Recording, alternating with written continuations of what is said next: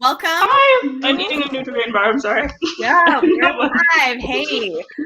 So welcome to the Social Distance Book Fest. We're super excited for this panel. So hopefully you all have been enjoying the whole day. You can stay home while supporting authors and indie bookstores, and hopefully add a few or a lot of new books to your TBR. I've been hearing from a lot of people. They're buying all the books, which is awesome. So I am Bethany from Beautifully Bookish Bethany. You can find me on YouTube, Instagram, Twitter.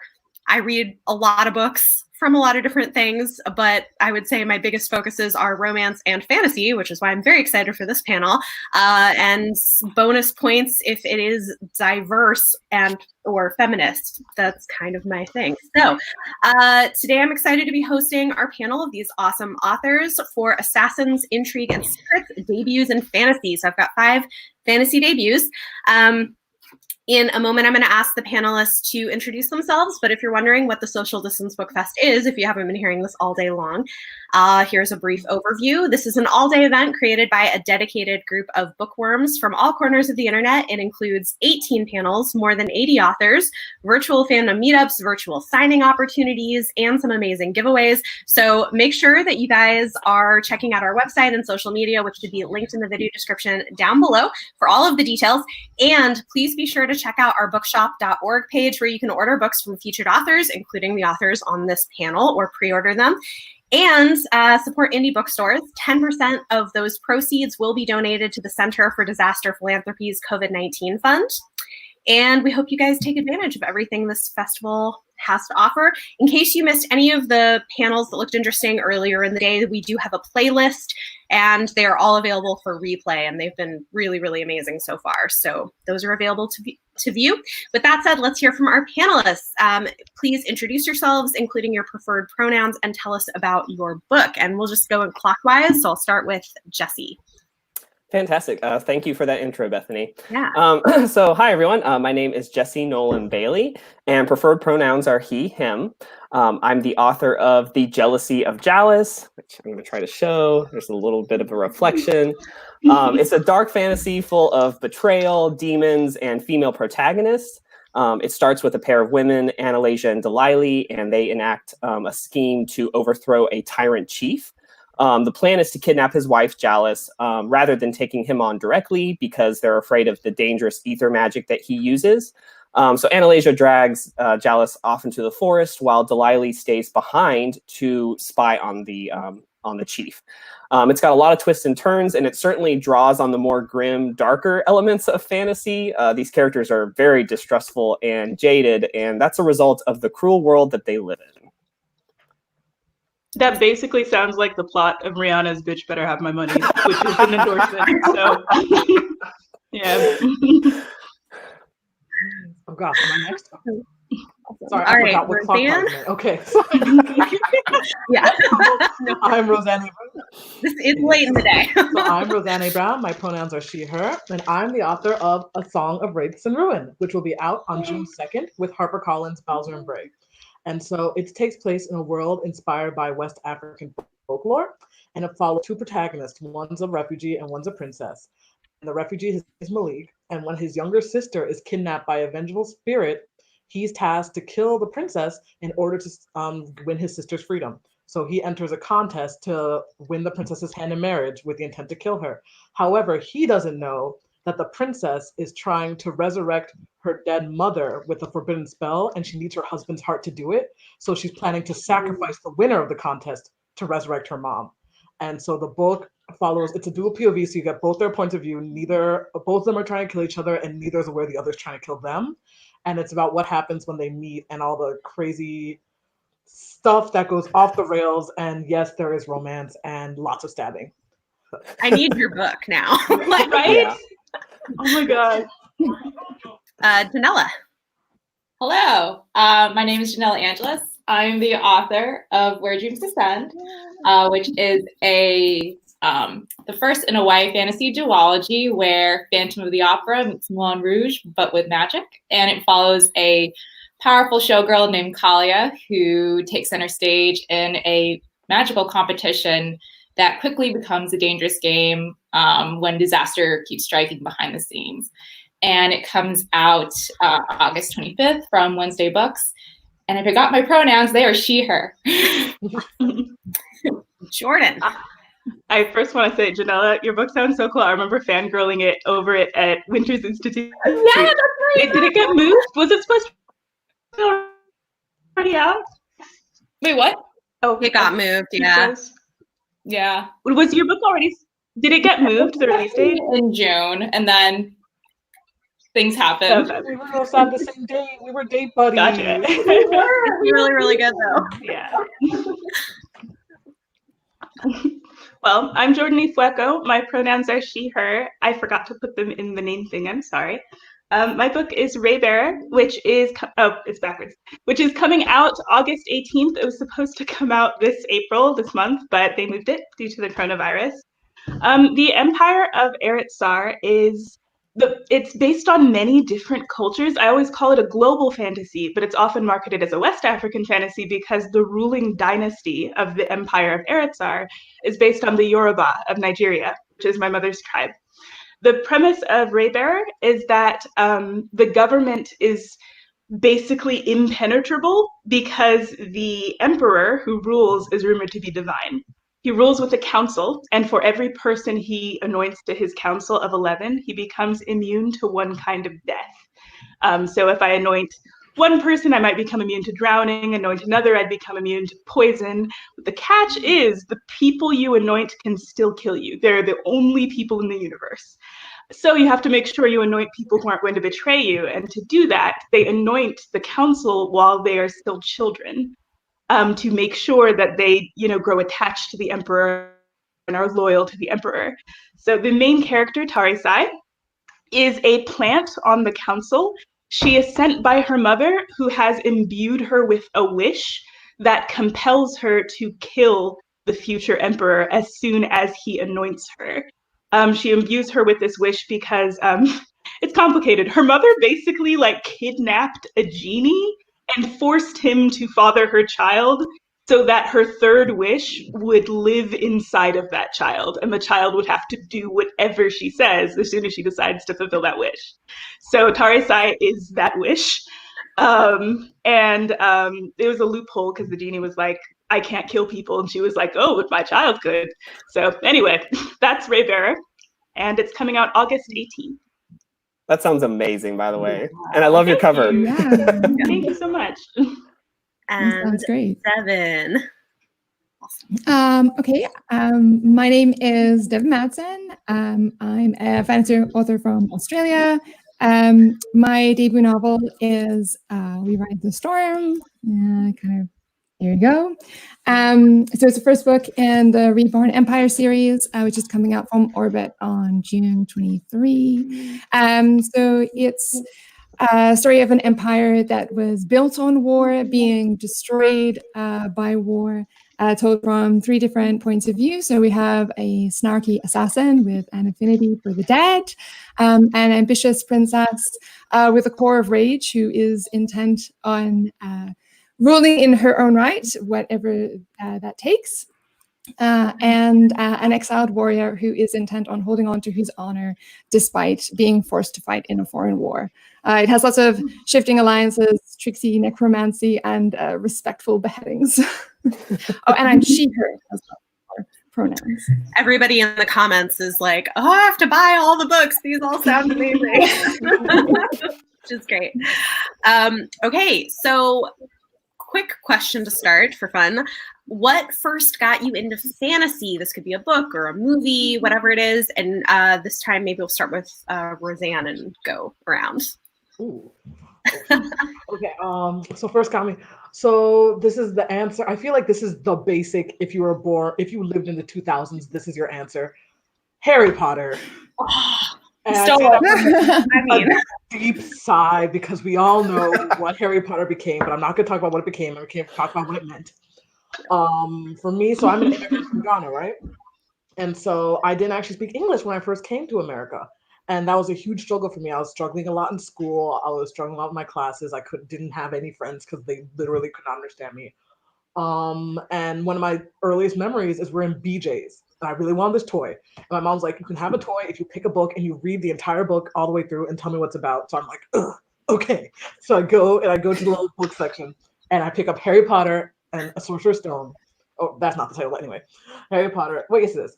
And that was the first book I read all the way through in English by myself. And from there on, I didn't even get the toy actually, but from then on, it's just fantasy forever, and just like the idea that you could create worlds that don't look like this world, you can do whatever you want, like that it can, like magic and whimsy and all that stuff, and then it's just ballooned from there. And so here I am. So the moral of the story is go to BJ's, but not now. That's so cool. I love it. Janella. I love BJ's, but that is not where I discovered Harry Potter, because that was also my answer. So originally, I actually wasn't a big fantasy reader when I was younger, because I had such a hard time like comprehending the depth of fantasy from like the magic systems and the worlds when I was younger. It was just so hard for me to like wrap my mind around that. So I actually gravitated towards contemporary.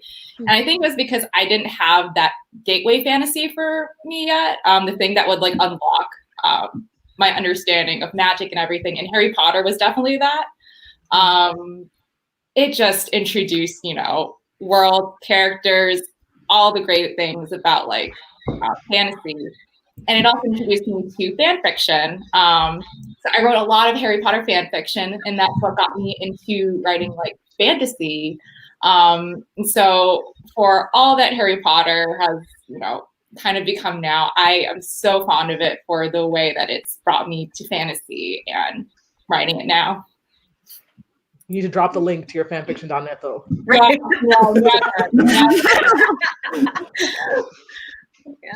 Jordan. So I was not allowed to read Harry Potter for my whole childhood. I was born to very strict fundamentalist evangelical Christian parents, as many West Africans are. And interestingly enough, that kind of, I'm a full-time fantasy writer now, so you see how well that worked out. But I think one of the closest things I was allowed to read that involved kind of magic systems were actually mythologies. And just, because I guess that had kind of like an academic bent to it. So it was like, you're learning about cultures, and my parents are very academic, so that was allowed. And so I got into all of these different mythologies. I was obsessed with Greek mythologies and Egyptian mythologies, and West African folk tales, like Anansi the spider god and things like that. And so I got into god systems. I love creation myth. I love all the different kinds, any ones I can read, I get my hands on. And so that plays a role in Raybearer as well. There are different religious sects. But when I was allowed to read more fairy tale-like kind of things, I really got into Gail Carson Levine in junior high, who wrote Ella Enchanted, Two Princesses of Bamar. My copy of Two Princesses of Bamar, I still have it, the paperback from Scholastic. It's literally falling apart. Like if you touched it, like the papers would fall out. That's how many times I read it when I was like 9 or 10. Like my Chronicles of Narnia books. Right, I was allowed to read those.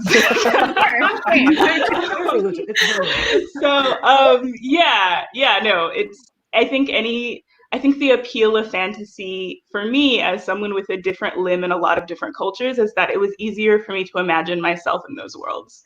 I feel like for the other books that I liked and was allowed to read, like British literature, I always had to make up an excuse to fit into that world. Like if I read Pride and Prejudice and loved it, be like, oh, okay, well, how do I imagine myself in this setting when my ancestors were probably on sugar plantations supporting these big houses in the British Empire? Whereas with fantasy, you can just, but like, it's not a justification, it's just world building. Like, yeah, the princess is brown. Sure it is, because that's how this world works. So I'm really attached to mythologies and the pliability of fantasy. Devin? I think I've always been a fantasy reader and watcher. My parents really indoctrinated me at an early age into things like the original Dark Crystal and Star Wars and all of that stuff. I read a lot of Redwall books when I was a kid. But I think what the series that kind of got me into like reading adult fantasy was probably the Belgariad by David Eddings, which I would not go back and read now because I don't think it would have aged very well. But it kind of it opened my eyes to how big and broad fantasy stories could be. And I always wanted to be I always wanted to be an author, but that made me think, hey, actually, you know what? I want to be a fantasy author because you can do anything. So cool. And Jesse. I think my gateway probably was Star Wars. So typical backstory with that as a kid, and introduced to the lightsabers and being all in awe of that. But I think the next milestone, as far as like reading goes, was probably the movie adaptation of The Lord of the Rings. Another typical backstory there. But the stipulation, of course, with my parents was because I think I was like 11 or 12 at the time, and they were very, very strict with what we were allowed as far as entertainment to consume. So the stipulation was that I had to read The Lord of the Rings in order to see each one of the movies. So of course I did, and that was a huge feat for the 11 or 12-year-old. And I did get to see the movies, but of course it just bolstered my love of fantasy and sci-fi, and it was just from there, reading all the books. So yeah, and what I love about fantasy is that it is like an immersion process. It's you're drawn in by this crazy, strange setting, but you get to explore real life conflicts and emotions and complex characters through that strange setting. So it's like you get a little of both, right? Yeah. So cool. That's so interesting. So for all of you, where did the inspiration for your books come from, and what are you excited to bring to this world of readers with your writing as you're debuting? We'll start with Janella. Well, I feel like in my pitch, it's pretty obvious that I was very much inspired by Phantom of the Opera and Moulin Rouge. I feel like I was really inspired by those stories because they have a lot of what I love, which is like sweeping romantic stories that, you know, have a touch of magic to them. I wanted to bring out that magic even more. But there are also stories that I wanted to see, you know, someone like me be in the center of.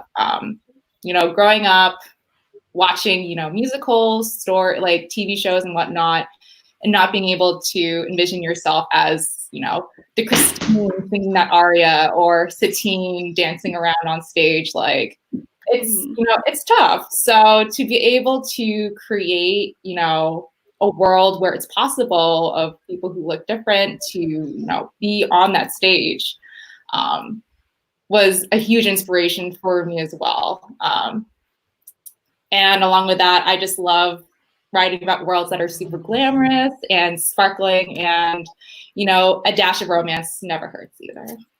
Oh my gosh. I wish we'd been friends when I was 12. I feel like, yeah. We can be friends now, Jordan. Yes. So wait, so the question was what inspired it? Was there more to the question? Yeah, so like what inspired your book, and what are you excited to be bringing to the world of readers as you debut?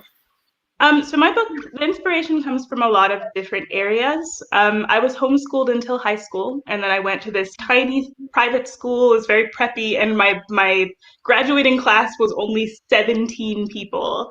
So we just did everything together. We were just this extremely tight-knit group of teenagers who took ourselves really seriously and probably thought we would change the whole world as soon as we got our educations.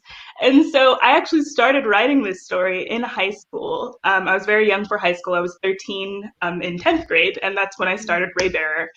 And it was about, this idea of this group of children who were being groomed to rule an empire had a lot of appeal to me. But the funny thing is, because I started this book as a child, it grew up with me. I've written it and rewritten it and rewritten it.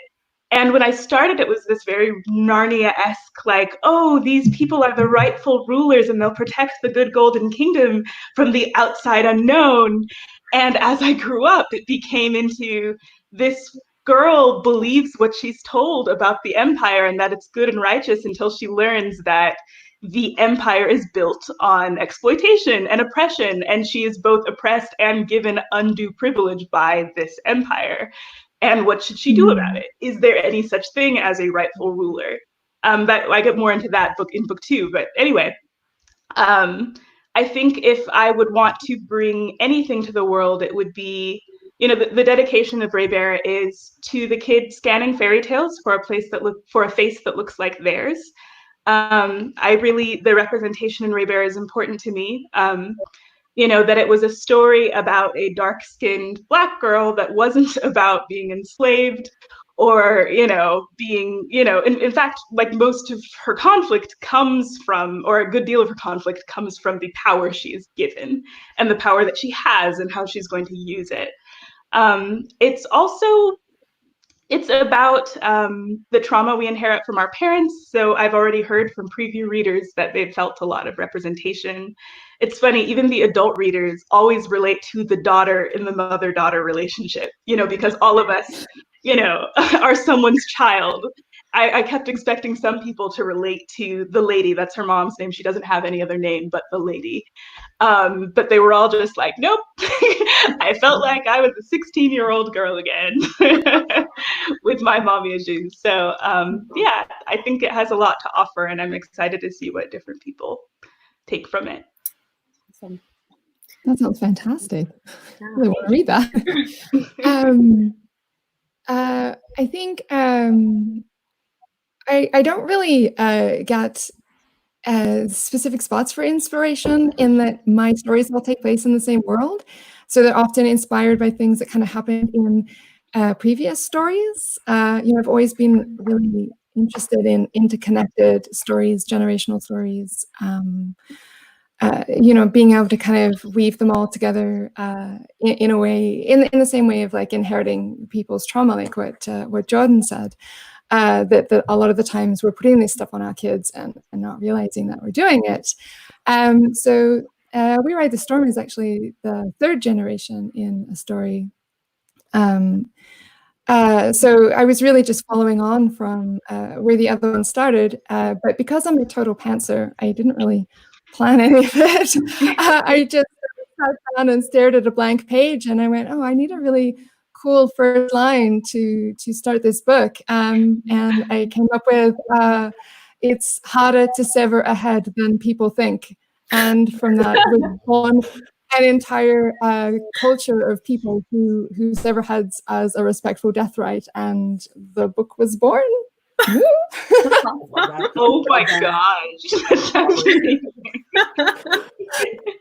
I really want to see like all of the kids who are in your book signing line, like who just read the first line of their book and was just like, I'm going to love this book so much. It's not actually the first line anymore, sadly. When Orbit picked it up, it's actually the first line of the second chapter. We had to add an extra chapter in the front. So it's still there, but it's not the very first one anymore. Everybody in the comments is saying that they're loving that as a first line. So. The first line is really good too. I had to come up with something that trumped that as a first line because that was important. And Jesse? So for inspiration, I think my main motivation behind it was I wanted a fantasy story that could feature diverse characters and that not be an issue, and not be a big thing. Like they're just other characters in this world. And so I wanted to include people of color and people with different sexual orientations and identities and cultures that were inspired by something other than the medieval European that you typically came to expect with fantasy. I wanted something different. And the other dominating element to my story is the gritty side of it. And that's been kind of cultivated by things like the Sabrina, the Teenage Witch reboot and Castlevania. And so those darker things have definitely flown into the book. And then as far as what I'm hoping to introduce, I'm hoping it's kind of the opposite vibe of Janella's book, which is all glittery and nice, and mine's the exact opposite, which is much darker. Is to introduce a dark story that features female leads that doesn't relegate them to lesser role just because there's a scary monster running around. They get to go through the grittiness that might normally in the past have been given to male characters, just because we've been conditioned, you know, through time for men to take care of the monsters and the scary stuff. And my book's going for more of like an Ellen Ripley from the Alien franchise vibe of like where the women are, they're going to take care of the monsters and they're going to face the dark stuff in the shadows. So that's what I'm hoping to bring with it. Roseanne. Ooh, so for me, fun fact, Wraiths is actually the first book I ever wrote, like ever. I had tried to write before, and every time I got really bored, like 25,000 words in. Like, exactly, that's why I'm just like, I hate this. So I have a very clear moment of the very first time I had the idea for Wraiths. And actually, so a big part of it is the male character, Malik, he suffers with anxiety, and he has lots of panic attacks. And that is something I have a lot of experience with. So I was in college, and I was walking back from my first therapy appointment ever because I've been very reluctant to go to therapy. Because of all the stigma surrounding it. And so when I finally went, I was walking by like, wow, I should have done this years ago. Then my second thought was, wow, if a ghost tried to take me over right now, he'd be like, ooh, there's just a lot in there. Like, you can just have this back. I don't want this. And then I just critique. I'm like, legit, like, honestly, then. And then I was just taking this image of like this boy who gets possessed, and his head is so awful that like the demon that possesses him just like, I don't like this. I do not enjoy this. And then so that's where Malik came from. And so as I started, and then the rest of the story blew up from there. I'm like, okay, well, how would they have gotten to this position? How do you get in that? Like, how did this even happen? What kind of world are boys being possessed by demons? And so it grew from there, and I started bringing in all the elements. But like, I guess it started from a place, I wanted to write a fantasy book where I feel a lot of the times we see sort of mental health issues, mental illness as like a metaphor. Like we see that sometimes with X-Men and things, like it's the metaphor isn't the power. So I'm like, no, I don't want it to be a metaphor. Like Malik has actual real magic powers, and he also has some pretty severe anxiety, and the two feed off each other. But it's like this idea that like, it doesn't stop him from being a hero. It doesn't like, it's not the defining thing, but it is something he has to live with and deal with. So that was the very core idea that sparked the rest of Wraiths. And then the rest of it is a bunch of stuff I like also on top of that. Oh, I love it. These answers are so great. We're not going to get through very many questions though, because everybody has so much to say, which is, it's fine. Okay, so it's in the panel description. Let's talk about assassins. Most of your books include assassins, or at least death and murder at the very least. Often by women, which is interesting and I think kind of fun to read. What draws you to these themes and characters, and what do you find to be interesting about them? And we will start with Jordan. Well, the funny thing is, Raybearer is technically an assassin story, but it's an involuntary assassin, right? Like, she's compelled to do this because she has this wish inside her bloodstream that she can't actually control. She tries to control it. She has a blood gift, which in my book is called a hollow, like kind of like All Hallows Eve. And she is able to steal people's memories and take them and alter them.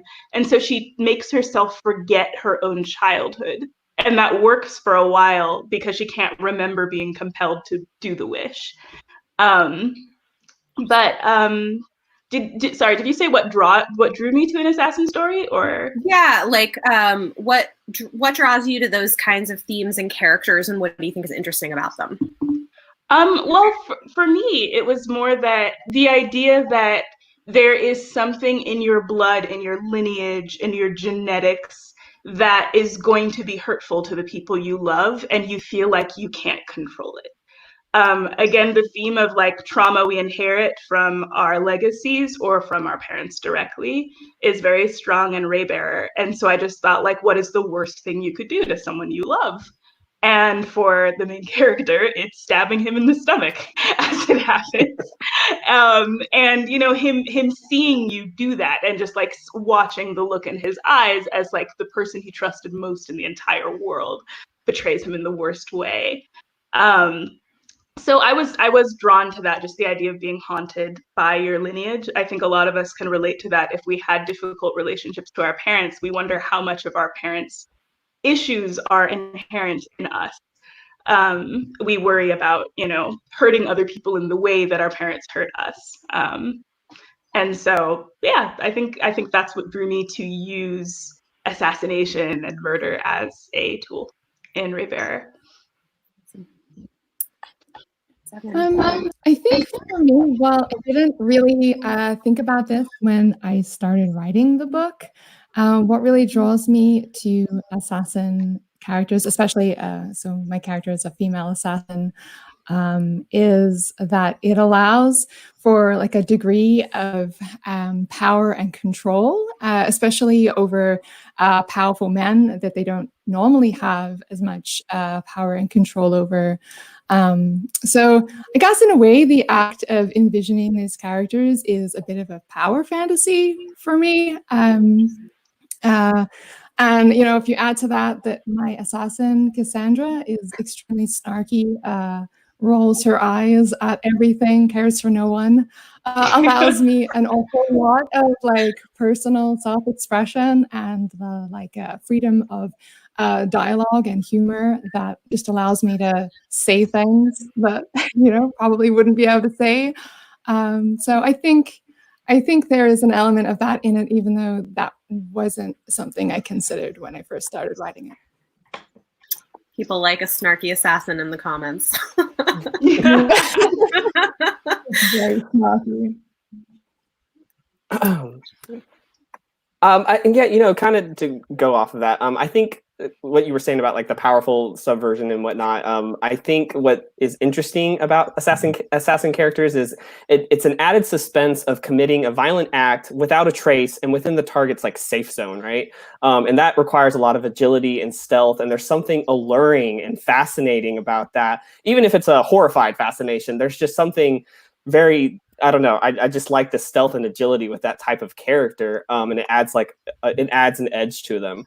And so in my book, Annalasia is definitely that type of character, and she definitely demonstrates that qualifying skill throughout the book. Maybe not necessarily assassinating, but she definitely uses her skills that would require that. She flips her knives out more than once, and she knows what she's doing with them. And I think that fantasy is long, of course, overdue for having those types of female characters. Like typically in the past, you know, again, we usually had the male characters running around doing the assassinating and things. So I naturally wanted my first story to have these strong, complex female characters having these subverting these other tropes that would normally go to men. And yeah, Annalasia definitely does that in my book. And so I guess for me, I think mine is a bit, while it is an assassination story, I don't know where this market came from. While mine is an assassination story, neither of the characters are actually trained assassins. They're not even actually trained in combat. But a big theme on Wraiths is kind of like, how far are you truly willing to go for the people you love, to get what you want? Like we often say like, oh, I love you so much, I die for you, I kill for you. But like, when it comes down to it, would you actually, who would you truly kill for? Who would you really die for? And both characters have to figure this out.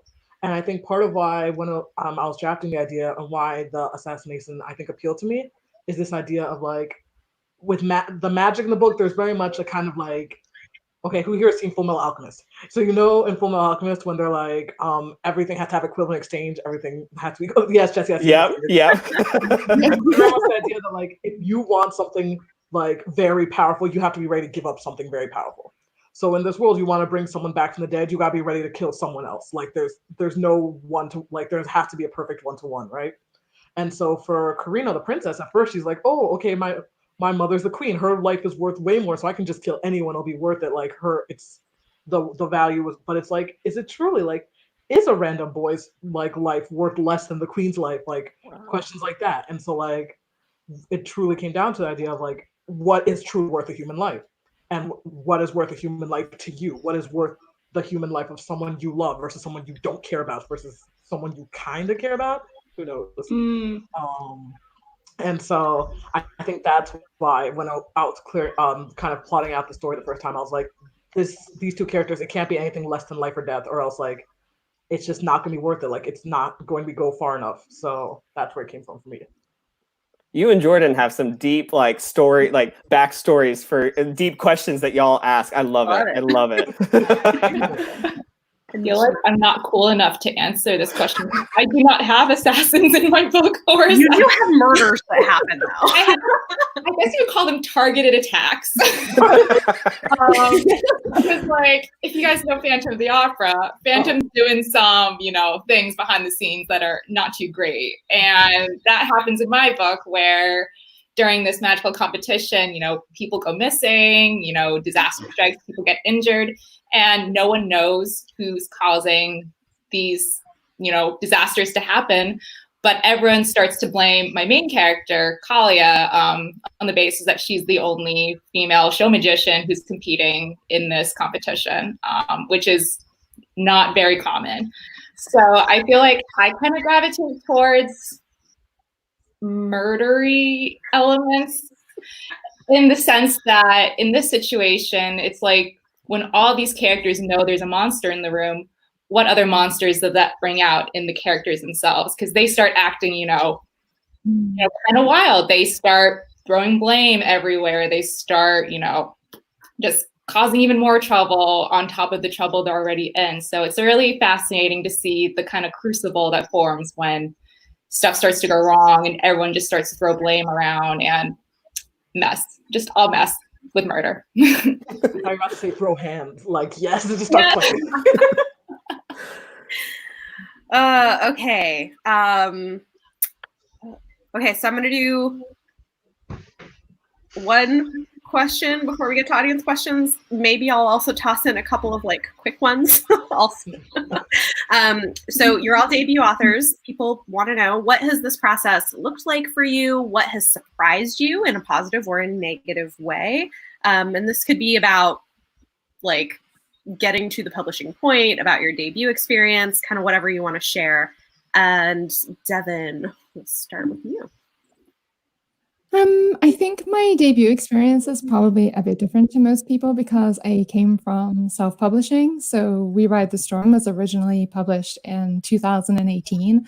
And so it already has, readers that are attached to the series before Orbit picked it up. But the thing that most surprised me still, I think, was how long you have to keep secrets for in publishing. So, I know a lot of people have to do, quite a number of months between signing a contract and announcing. For me, it was 12 months between them first contacting and then announcing, and it was quietly kind of hellish. I think people don't realize how long we have to sit on news. It's a long time sometimes. So I had the opposite problem, right? So I did self-publishing, so I got to decide when to announce my book, and I don't know if I could wait that long. Like, my word, yeah. I don't know how you kept that secret at all. 2 days out, I'd be like, and this is coming out. So everything about this has been kind of like a surprise experience for me, right? So this is my debut. I'm self-publishing, so I'm trying to figure out what the traditional publishers have known for years, and all that fun stuff. So, everything from getting beta readers to hiring a professional cover designer and interior designer and getting early reviews and editorial reviews, that has all been a learning process for me. And it's had both positive and negative aspects to it. But to touch on some of the positive ones, one was the book cover. I wanted, because it was self-published, I didn't want the stigma that kind of comes with self-published, that the cover's not as flashy. And I wanted something that looked professional. And when it came out, I was just in awe. I was happy with what the person designed. And the other thing that was surprising was kind of a long-term thing of how many times I had to do rewrites and edits for my own book. I just didn't, growing up, I didn't know that my favorite authors went through this painful process of rewriting their books. And oh my word, that was the worst. It made my book so much better, but I do not look forward to doing that with future books at all. I guess for me, what has been the most surprising is how much of the job actually isn't writing. I often try to joke with people, girl, if you want to be published, you might even be better off with a marketing degree than a writing degree, just simply because there's so much and the emails, there's so many emails. Just emails, like a presence, branding, learning to pitch yourself, learning to like create content, like graphic design, like just 1,098, like you're basically kind of like your own small business. And even like if you are lucky enough to get a lot of publisher support, which I have had, and like to have like a good team backing you up, there's still so much that like only you can do as the author. And so like I've tried to create a routine where like before I even start my writing sessions, I try to do at least an hour of just like my admin tasks. That's just like updating things and like sending out emails and like whatever I need written and all that stuff, like in terms of not writing, but like interviews and things like that. And oftentimes that hour barely makes a dent in it. And so I think that has been the most surprising thing, like how much writing is actually not writing. But the most fun surprising, that moment when someone like really connects with your book, like I thought it might get old, but it never gets old. That moment they're like, oh my God, that scene just like, it got me. Just every time you're just like, yes, yes. So that feeling, that never gets old. I love that. I guess for me, the most positive surprising thing has been when things go right, because so often before this, I'd heard like a lot of horror stories about, people hating their cover or, not getting enough, support like from their team. And I kind of went into my experiencing like, okay, low expectations. I'm going to get nothing. It's going to be great. And then, you get things and you're like, wow, I didn't realize things could go right. Like, that's great. So it's always nice to, be pleasantly surprised. And that, of course, comes with having an amazing publishing team. I'm very grateful for my publishing team, especially. But I guess in the negative sense, what's happening in the world right now has definitely been a very negative surprise for us all, I think. It's a really scary time for the world at large, and it's, not an ideal time to create or to promote anything. It's not great. It's probably an understatement. It's definitely become even harder to debut and to keep hustling already through the pressures that already comes with debuting. But I'm glad that the community is kind of banded together and, are trying to find alternative ways to work through this and make the best out of a bad situation. Yeah. I would say what surprised me is that you never feel like you've arrived. I mean, obviously as debut novelists, we are just getting here. But on one hand, it's like, so I thought that writing the sequel to Raybearer would be easier than the first because it's like, oh, hey, someone wants my book already. I didn't start writing book 2 until Raybearer 1 was signed. And it was way harder. And I'm not just talking about the fact that I had 12 years to write the first book and 9 months to write the second one. I'm talking about the moment other people have seen your world, even if the feedback is overwhelmingly positive, it's not just your world anymore. You are dealing with all of these other voices in your head. The pressure just mounts and mounts and mounts, and I just thought oh, well, I was so worried I'd never get published, nothing could be worse than writing with that specter, right? Oh no. I do not know how best-selling authors with series of oh, did my camera go in? It was just a little. Sorry, I think it's an internet thing. Okay. Yeah, I don't know how best-selling authors who have I think of, let's say, Lemony Snicket with a 13-book series, Unfortunate Event series, with all the feedback, how he kept going and just I don't know. Yeah. So you don't ever feel like you've arrived. I've heard that even from best-selling authors. Just, that feeling never goes away. And in some ways, that's a really terrifying thing.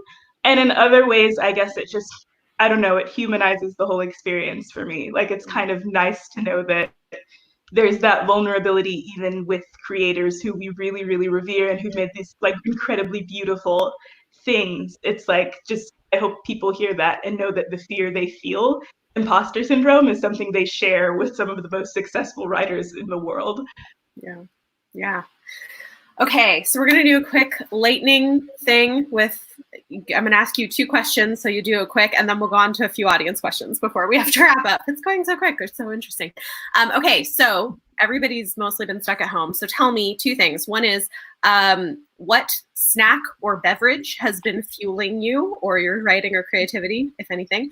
And other question is, recommend a book that people should be reading. It could be something that's already out that you're excited about. It could be an upcoming release. Jesse. So for the snacks, chocolate. I have a really bad sweet tooth, so M&Ms and cookies have been my sustenance for this past month. And then for books, it's actually another author that was on a different panel, but The Gilded Ones by Namina Forna. I hope I'm saying that right. I'm really looking forward to that, and I feel like everyone needs to go read that book because it sounds amazing, and I can't wait to get a copy. So for me, I've recently really gotten into blue corn tortilla chips. Love that stuff. Amazing. And for a book, I am super excited for A Song Below Water by Bethany C. Morrow, which will be out June 2nd. And it's about Black mermaids and like sisterhood and fantasy. And it's just it sounds so good. And I'm trying to sneak a copy for months. Oh, it sounds so good. Most recently, I've really gone into coffee made through an AeroPress. Which is an interesting contraption where basically like you just there's an air plunger and it just like seeps down all like the water and everything. It tastes amazing, but I'm obsessed with that.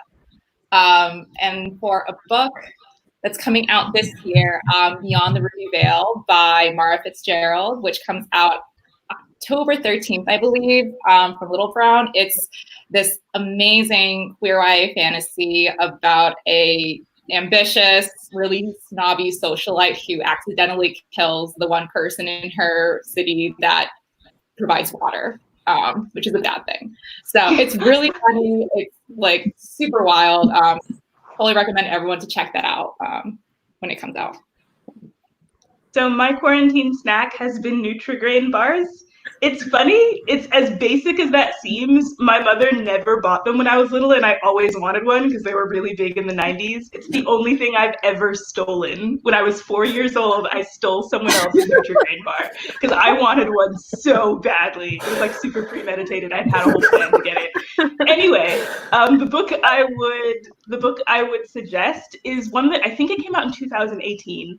I just feel like everyone slept on this book. You guys have heard of Jesse Andrews, who wrote Me, Earl, and the Dying Girl. He wrote another book called Mun Mun, which is this alternate reality of the United States in which your monetary worth is directionally proportional to your size. So there are little poors who are about like this tall, and then there are like billionaires who are literally the size of skyscrapers. And this book, like I just felt like everyone slept on it because I read the first 2 pages and then I kid you not, I stayed up all night to finish it because it's like hilarious, it's satirical, it's devastatingly sad, it's really insightful. Like I've just been talking nonstop about this book since 2018. I've never met the author, but we have the same editor, so he probably thinks I'm like this stalker. I'm just like, your book is so good. But it's called Mun Mun, M-U-N-M-U-N, because in this alternate reality, that's what money is called. So. Mine is green tea. I find as many different flavors of green tea as I can and rotate them through the day. And for a book, I recently finished Closed and Common Orbit by Becky Chambers, which is a really beautiful, kind of also heartbreaking in a really good way, journey of like finding yourself and your place in the world. And it is just amazing. Her books are beautiful. I love Becky Chambers.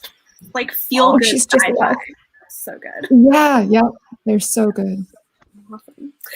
Okay, so question from people: what kind of research did you guys do for your books? And we'll get to a couple of more questions before we run out of time. And who are we starting with? I went first last time, but I can go first again. I don't care. Okay, so research? Yeah. For me, I did, since I started this when I was in college, I was actually lucky I had access to WorldCat and all those. So like I spent a lot of time on JSTOR, WorldCat. I was looking up ancient African empires. I was looking up gender in medieval Africa. I was looking up the ancient Moroccan kingdoms. Like I went deep, and like Wraiths went through 10 drafts. I'd say that close to 600,000 words of the book aren't actually in the book, just simply because how much stuff I moved through to get to the final form. And I guess the most fun thing I learned what a camelier is, which is essentially like a kind of cavalryman who fights on camelback. And so I might be saying it bad. It might be a camelier, but that was the funnest thing. And I tried so hard to work the cameliers into this book, and it just kept being like, why are they here? And I'm like, but they're fighting on camels. And they had to go, and I regret it to this day that they couldn't stay. Book 2, you know. Cool.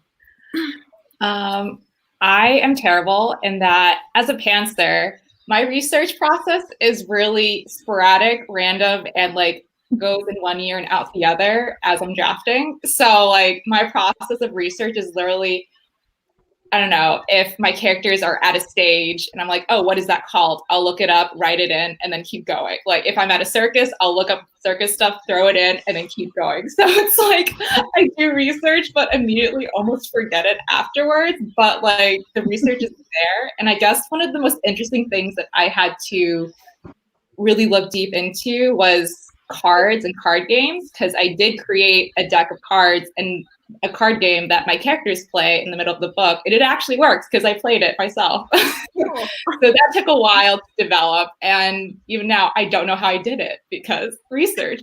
What is it? You could watch Phantom of the Opera and Moulin Rouge and call it research. There you go. That is research, though. Phantom party. So I did so much research for Raybearer. One thing I would never suggest anybody do is write a novel starring 13 different, like, culturally distinct kingdoms, especially since they're all loosely based on real world cultures. And even though they weren't those cultures, I was still afraid of doing any of them disservice. Like, I have the Yoruba people, I have Shona people from East Africa, I have Joseon period Koreans, I have the Han Chinese, I have, like, it was way too ambitious. I just couldn't say that. I think I pulled it off, but just holy crap. In book 2, there's like a battle with all of these people, and I'm just, oh my gosh, I have so many regrets. I think it turned out great, but it was rough. I'm gonna say I had to buy a subscription to JSTOR, which is like this like collegiate database of articles that I used in college. I had to like find it again. Like anyway, so I'm just whining and complaining. But yes, lots of research. You put more research into your book than I do for school, so congrats on that. It's the homeschooler in me.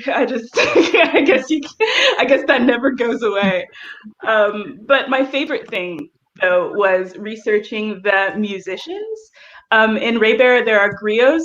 Rosie's books has these as well, which are West African orators and historians and musicians. So they all like play, like in West Africa, they're masters at instruments. They memorize like these ridiculously long histories and set them to music. They memorize genealogies. They were a very important part in the royal families of West Africa. So that was really fun, researching and seeing what real life griots are doing right now. You can see videos on YouTube. So I really liked that aspect. I am a bit more like Janella and kind of just pants my way through my research and look it up when I need to. But I had to do an awful lot about horses because I know nothing about horses. And then I went to write a nomadic horse culture, and I ended up having to run it by a friend of mine who does like horses. And the things that she came back with were just like, no, they wouldn't do that. No. So I had to fix an awful lot of horse mistakes, but I also had to do a lot of research on how to sever a head with a knife and how long it takes for blood to congeal and all those lovely gruesome details. Awesome. I would say that for me, like one of the strangest things that I researched was like sleep paralysis and astral projection. And I know that sounds super random, but that's the rabbit hole I went down for like how my characters get into the different realms that they go. They kind of go more in spirit than they do physically. And so something about astral projection, I thought that was really interesting. And, you know, sleep paralysis and what people see during sleep paralysis, the dark hallucinations that they see. And I definitely came across some like really creepy stories that kept me up at night. So some of the research I really wish I hadn't come across, but it definitely made my book interesting. And I'm really glad that I don't ever experience sleep paralysis, because sometimes I guess they see really creepy things and I'm like, oh man, I couldn't do it. But anyways, yes, so that's the weirdest stuff that I researched was like sleep paralysis and astral projection. Interesting. Yeah. Okay. What? Sorry, I'm like, we have like a bunch of questions and limited time. Okay. This is an interesting one. Do you read your own reviews, and why? Janella's like, no. No. So I remember when I first got a Goodreads page, and literally it had all 5 stars because my friends are super nice. And they were like, we love this book and this person. And then, you know, you see the first like unprompted 1 star with no reason at all before anyone's ever read your book. That was my time to be like, no, thank you. I'm done with this place. So I do not read reviews. I try not to even read the good ones because I feel like that can sometimes get to my head. But I try to push the voices out as much as possible because it's hard enough already to write. I would like to take this soapbox as an opportunity to say everyone should ignore Goodreads stars. Like, read the text reviews. But again, people rate books before there's any way anyone could have read them. Like, Raybearer definitely got those before there was a single arc out in the world. And so now that I know, I'm just like, there are just people who like go power mad or something. I don't know what their problem is, but now I always like read text reviews for books I'm interested in and just ignore the star rating because it's just so arbitrary. And you know, that can be like artificially inflated as well. But yes, I do read reviews because I'm a masochist, apparently. There's no justification for it. I'm not going to sit here and tell you that's a good idea. It's not. But I'm trying to wean myself off of it. I don't have my week-long shift yet, but I'm working towards that. If you have a sponsor for me, please recommend.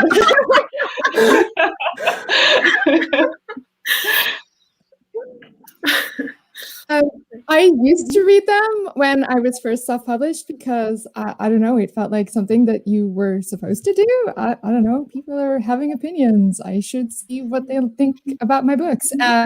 And yeah, it's really can be super depressing, but also very, you know, it affects the way you then go on to write your next book.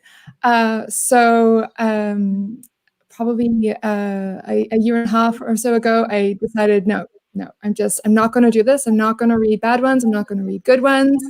I don't want anything anybody says about my work except for, you know, my editor and such to affect what I do with my characters and my world. And I am definitely a much mental healthier person for doing that. I guess I need to take y'all's advice because I still read the reviews. I haven't gotten as many as y'all have. So for me, when I get one, I'm just like, and it's a good one. It's validation. That makes me sound super insecure, but that's okay because I am when I come to this book. So right now I'm like, you know, enjoying the good reviews. I've started to get some of the not so nice ones. I'm like, okay, you know, the critique is good, but I haven't gotten the devastating ones yet, and I'm sure on that day is probably when I'm going to stop reading the reviews. But so far, it's been validated. You think? Jordan's an example of someone who doesn't stop. So I know we're running on time. I'll answer super quick. So I came from a college writing background where you're supposed to sit there and people tear apart your work, supposed to smile and take it. So I was like, I can handle reviews. I've been through this. I couldn't. My little sister has blocked Goodreads on my phone and my computer with a password that I don't know, so I cannot get in. Sometimes a friend, if like there's something very nice happens, a friend will send me to it. But like I thought I could handle it. I couldn't. I just do not do that anymore. That's my answer. Oh man. All right. We have just a couple of minutes. If anyone in the comments has a really fast question, maybe we could do that. If you can type quickly. Otherwise, think about if you have any like last things where people can find you or whatever. We'll see if someone pops up with like a quick question.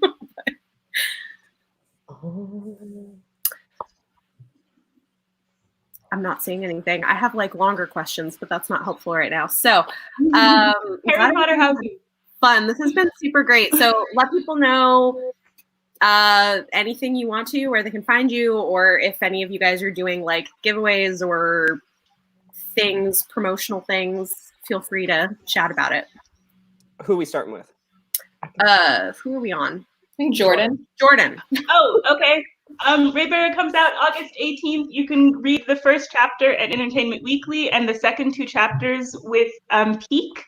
You can go on my Twitter. All of those links are there. So please go. Oh, you can also win an enamel pin. They're really cool looking. I think there are opportunities to do that at Y'all West, which is also going on right now.